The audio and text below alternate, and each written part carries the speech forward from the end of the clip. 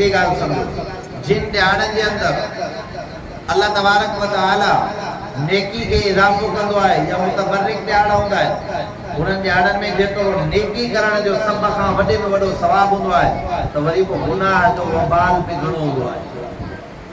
ॻाल्हि सम्झ में आई अलाए? गुनाह जो वबाल बि छा हूंदो आहे? ॾिसो, अल्लाह ताला माफ़ फरमाए, हिकिड़ो मिसाल ॾेई करे सम्झाए।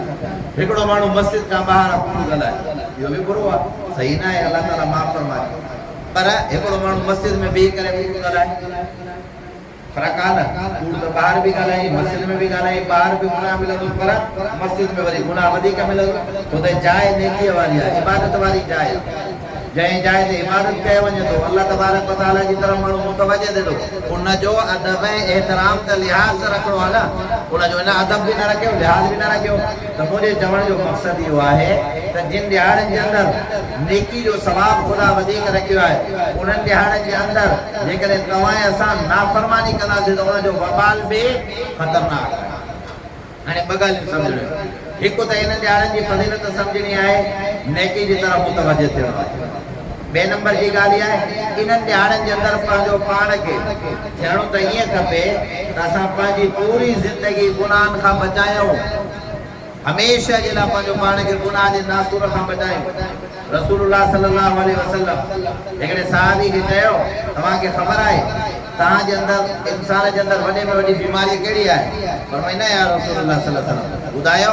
फरमाई, गुनाह हो वॾे में वॾी बीमारी आहे। जे पोइ हिन जो इलाज छा आहे ख़बर आहे? जे न या रसूलुल्लाह सल्लल्लाहु अलैहि वसल्लम, हिन जो इलाज आहे इस्तिग़फ़ार, अल्लाह जे दर तौबा, अल्लाह खां पंहिंजे गुनाहनि जी माफ़ी घुरणु। ॻाल्हि सम्झ में आई आहे न? त हाणे हिन ॾियारनि जे अंदरि नेकी उहा बतरीक़े औला, सवाब बि वधीक। एतिरे क़दर रिवायत में अचे थो, ॾिसो न, हिकिड़ा असां वटि रमज़ानुल मुबारक जो आख़िरी अशरो आहे, 21 तारीख़ खां वठी 29 या 30 तारीख़ ताईं जेको आख़िरी ॾहाको अशरो हो न, आख़िरी ॾहाको, उन में आख़िरी ॾहाके जी फ़ज़ीलत उलमा सभ खां वधीक लिखी आहे। वजह इहा आहे त हिन आख़िरी ॾहाके जे अंदरि लैलतुल क़द्र वारी राति हूंदी आहे। छाजी राति हूंदी आहे बाबा?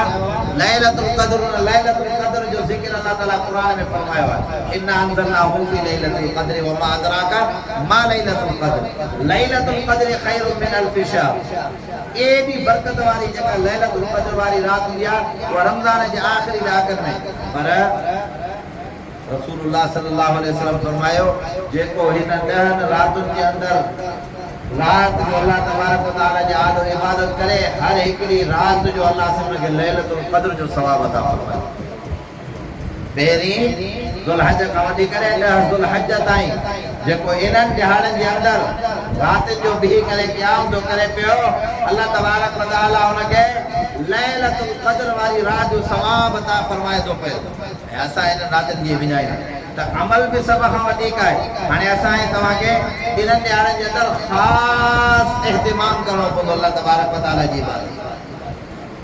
एहतिमाम त हर हमेशह करणु खपे, पर